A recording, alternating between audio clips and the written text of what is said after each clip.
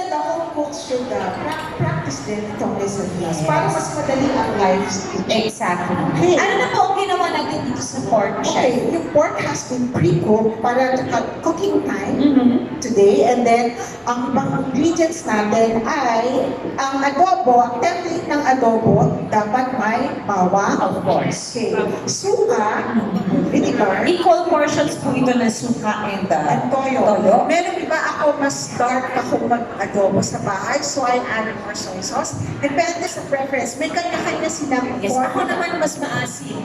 Eh, pwede din. Gusto ko kasi mas maasim ako forever. Oo, may asin pa. Yes. Sana rin ako. And then, ito yung ating baby. Bay leaf, that's very essential. Ano po ang ibibigay ng bay leaf sa pagluluto? Ito yung ating aromatic herb or this gives that distinct adobo flavor and And taste. it's much better if you use the fresh bay leaf.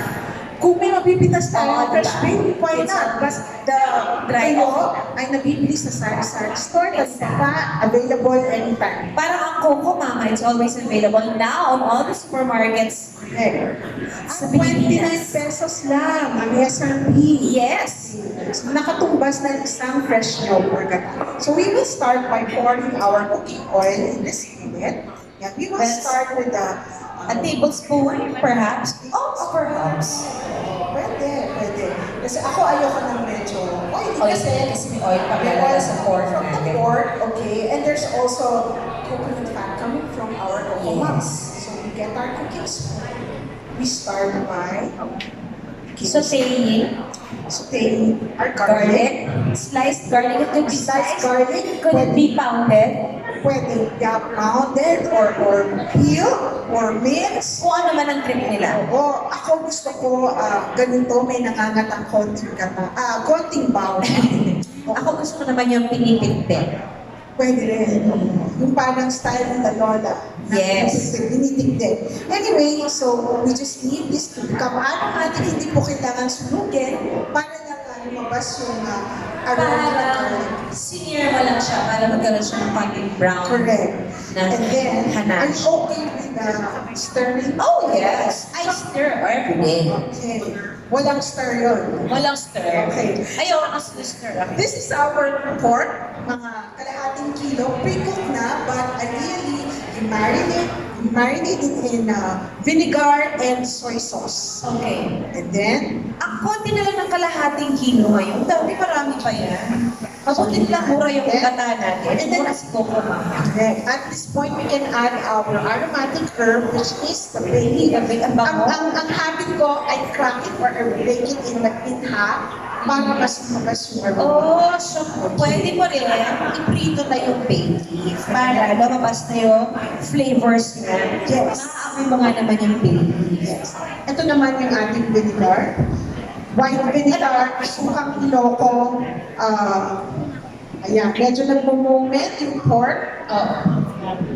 Ayan, Ayan, ayan, ganun kadali. And then, gusto ko medyo maanghang. Can I add this? Okay. Okay, isa lang Kailan muna. ka mag-adobo? Isa lang pwede na. Oo, okay. That's a nice one. Okay, and then ito yung ating konting Coco salt Mama. lang. A little bit of salt. Isang pepper. Wait lang.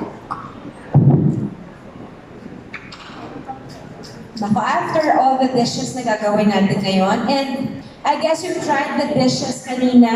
All of the dishes, the 39 nila canapes are made using Coco Mama. Correct. So lahat po yun, you can use it in savory dishes, you can use it sa dessert.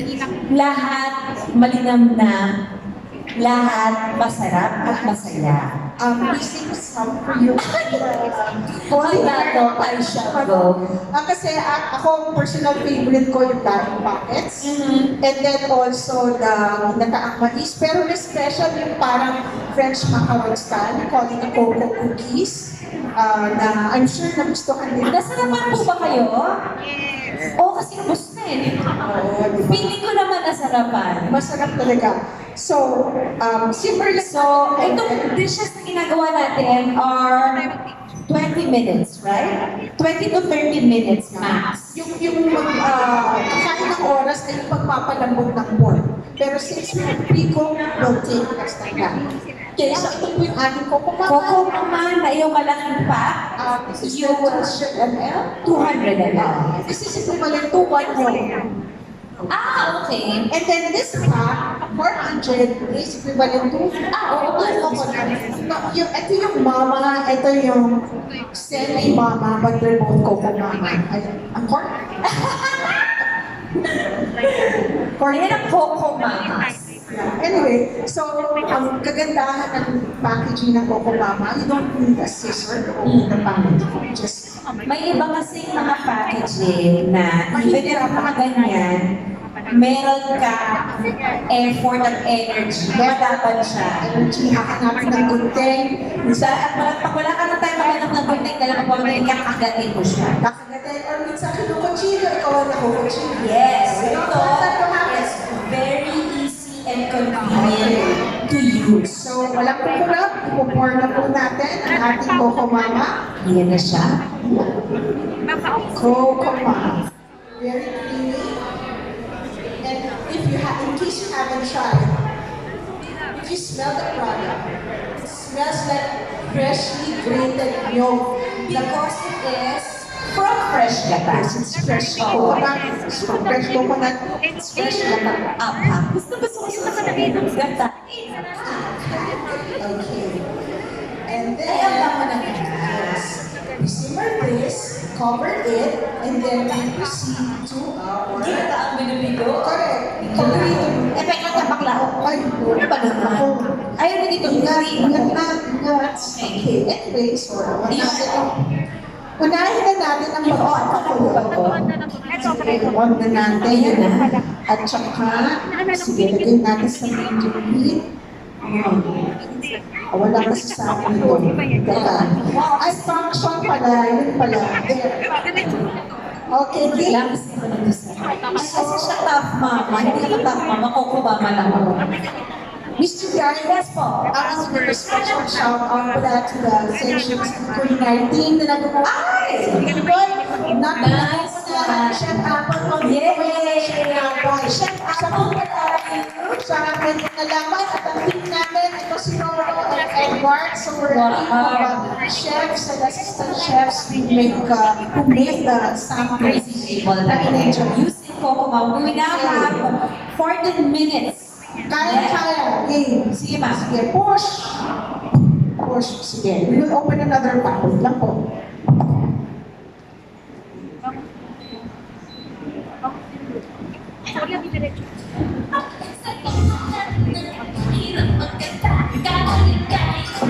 Kita mo yung plato mo agad. So mag-heat tayo ng Coco Mama. And then, we let it simmer. We have here our langka, our sugar, our sagonitos. Yes. Ayan yung magic pala. Meron kami yung pre-cook na adobo na ipakontinue lang natin yung simmer. Ito yung plate natin mamaya. Habang pinakukulo natin ito, ginataang bilo-bilo. So, bilo-bilo natin. Yes, we run through the ingredients of ginataang bilo. First, we pour 2 packs of 400 ml Coco Mama. Kung yung 200 ml ay 29 pesos, ito naman po ay 60 pesos. 60 pesos. Yes, 60 pesos. Similar to 2 fresh milk, fresh coconuts. Okay, so, and then, may langka. Ito po yung naka-jar. Yung sweet and naka. Kasi medyo naman kami nung isang araw, ang puputla ng bulit lang. Oo. Medyo hilaw pa, so we opted for the bubble ng cup, which is fine. Oo. And then, ito yung ating Chef, if you use yung langka na naka-jar, dahil sweetened ba yan? Sweetened na. Do you lessen the sweetness or the sweetness varies sa taste ng the amount of sugar that you add is okay. Kasi hindi naman din natin isasama yung syrup. There's just a little, it's a little May more konti-konti lang, but it's naman. correct. And then we add to the simmering coconut yung ating Pandan. handa na binuhol natin na gato. Ayan, nagsisimula ng kumulo. Perhaps you can start stirring them. Ang lapot-lapot niya talaga. Napakalapot. Kung nakikita niyo lang siya, You can add at this hindi ako yung nagdasa. the sugar, white sugar. Pwede kayong gumamit ng raw sugar, muscovado. Muscovado, magpa-brown lang yung cream. Hindi natapon na nila. Basta naman yung kulay lang. Mas will be creamy and yummy. Yes, I like the caramel flavor of Muscovado sugar. Already. So, and then, the other ingredients are sabok. I call them sabok pearls. Sabong pearls. Pearls, and then ating saba. Okay, so, kayo pwede kayong gumawa ng varnish. Yung taro, kamote. Kamote. Kinakalakaan mo siya. Oo, ito, pag binubilo, saba at binubilo lang, parang mas toko. Pwede na rin. Mix lang ako sa Taro and ayun, sa kinakalakaan. Ako talaga binubilo lang at saka saba. At feeling mo nga pa akin talaga. Ayun, meron tawag sa Batangas, meron silang parang gusto ko yun. Hindi, parang ano. I'm not sure, I forgot. May mga tawag yung lola ko sa yataan. And then, we wait for this to boil, and that's the time we put in our galapay. Kaya na may konti na siyang pagkulo, pagkidlat. Konti pa. Medyo kailangan eksena talaga siya para Kailangan rapid boiling. kung hindi boiling ang gata at hinulog na ang mga bilo-bilo, mangyayari, magiging paste na siya, pupunta lahat siya sa bottom. So, pag napunta na siya sa bottom, hirap nang i-handle. Parang mag-thicken na lalo yung Maging gata. isang malapot siyang gata. So, mawawala, mag-disappear si bilo-bilo. So, that's what will happen. So, si Mas Pintao, diba? Mukulong tubig, ilalagay yung galapong, wala nang shape, but this is the same mixture. By the way, yung bilo-bilo ko ay glutinous rice flour plus water. Ano po yung ratio? Ratio, nasa recipe, but it's titrated. As long as you form it into a Basta yung pwede na siya para gawing play-doh. Well, parang play-doh, correct. So parang dough, pwede na siya, shape siya doon. Ganyan, pwede like marbles. Gawin yung heart. Ayan, ma-extend na siya. So, Medyo galit na siya. yes, drop na po natin yung ating bilo-bilo. One by one, kasi One by one. ang bilo-bilo, madaling maging close sa isa't isa. Masyado silang creamy. Clingy yung... Very Hindi ka na mga bilo-bilo. Oo, bilo-bilo. Para sila college student. Ah, Clingy sa isa't at isa. high school. High school. Ay, nag-iwan ka rin. Okay, so, ayun na. Ayan na, we have 9 minutes. But, ang pork adobo natin ay basically luto. Okay, pag nilagay ko na ito lahat, ipa-plate na natin yung adobo. Tulungan kita ha? Okay, so, Bakit daw hindi gawing heart ang bilo-bilo? Pag ginawa ko yung heart ng... Siyempre heart-heart na baka siya bilo-bilo. mag-broken heart din po. Oo nga, kasi Oo, baka maging broken heart. But, masarap, diba? And then, okay, after this, we will start plating the adobo. May mga konti rin akong ganap sa adobo. Before you plate it, chef, may gagawin ka pa sa kanya. Adobo, parang this is, Yan okay na. I-garnish na lang Oo, siya. nakikita yung ating mga platters. Etong bilo-bilo, hihintayin natin siya. Mag-float.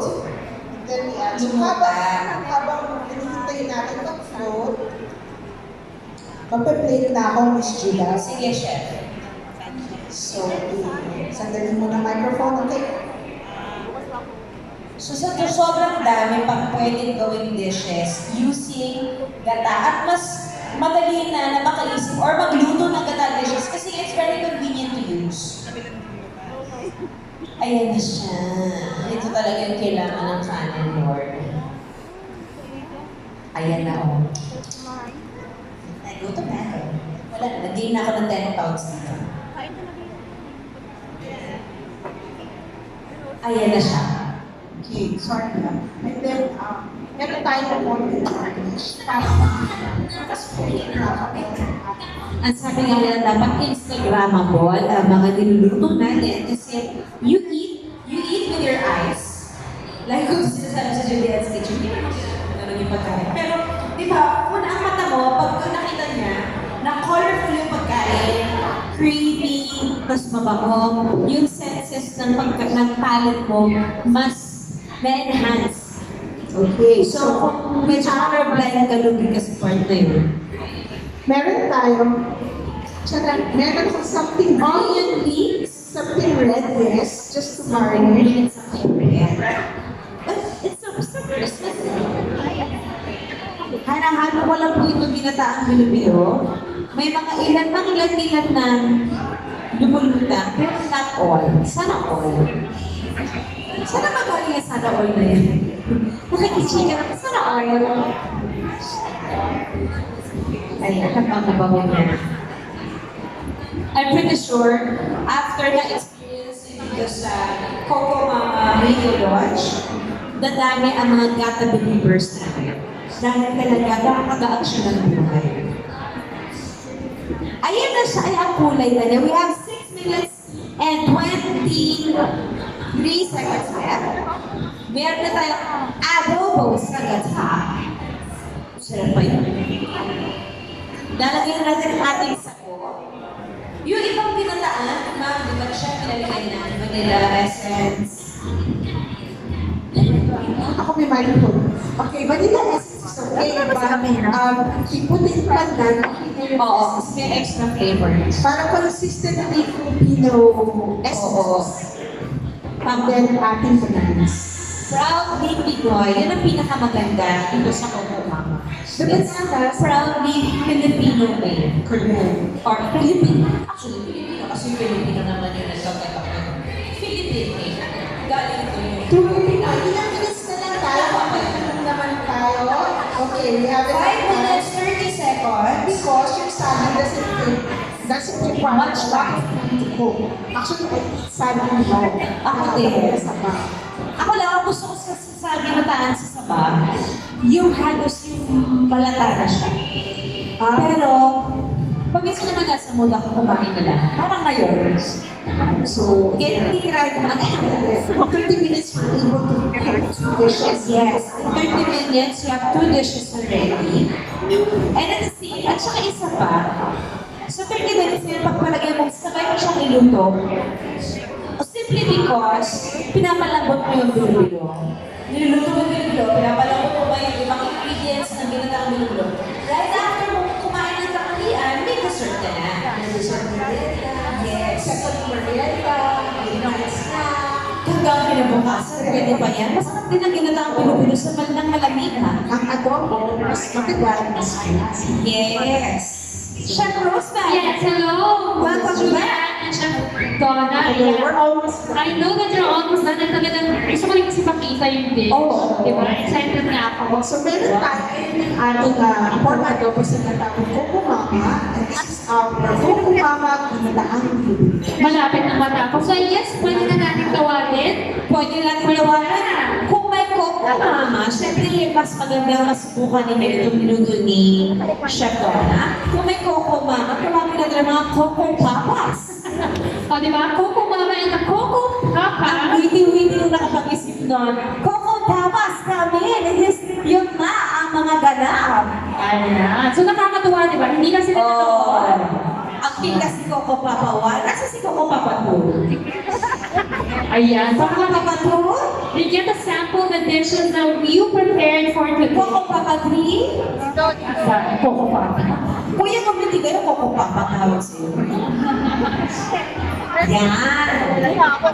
Coco Papa, may Coco Papa 4? Ay, meron! Coco Papa 4. Is there Coco Papa 5? Puro more Coco Papa 5. Only 4. Ayan. So, Enjoy the dishes made by Chef Donna. Bakit di mo yun? Kasi di na body yun. Ayan ang pandan. Ito na. So now they're serving the pork adobo sa gata. At ngayon tapos na ang ating tapos na ang ating pamerienda. So I guess you can also serve that. Yes, if you can see how at ang bango na ang Bango. yung gata na niluluto. Di ba ganyan-ganyan na ang amoy ng gata na nakakaga lang? Yes. So, it's simple simply says na ang Coco Mama ay talagang galing sa unang biga ng coconut nut. Fresh na ta. Fresh na ta. Oil na talaga ang ating Coco Mama. And you can use this with different types of proteins or dishes like a dessert pwede ko sa seafood, ginataang ginataang crab at saka hipon. I use it for coffee, I use it for chocolate. Yes, that's what I use with every day. I use raw cacao. I drink raw cacao in the morning and I use cocoa. Ang daming ideas talaga na pwede But it's endless. It's very endless because you know na ang produktong ginamit mo at nakaka-proud kasi nga siya. Correct. Naku, thank you so much, Chef Dorna. Thank you, Shadona. Thank you so much. Maraming salamat. Again, i-enjoy ang ating mga Bata Believers sa kanilang, they're enjoying the taste, diba, ng ating Ako coconut. actually ako. Let's